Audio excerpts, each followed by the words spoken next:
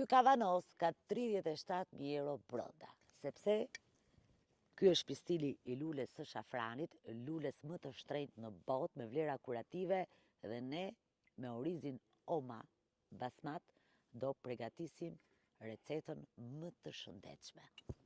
Kemi gjalp, lëngun e kockave dhe në fund do t'i hedhim pistilin e kuq të shafranit.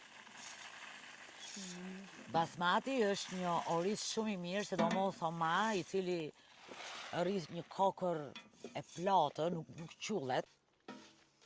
Tani hedhim lëngun e kockave të Stajmë.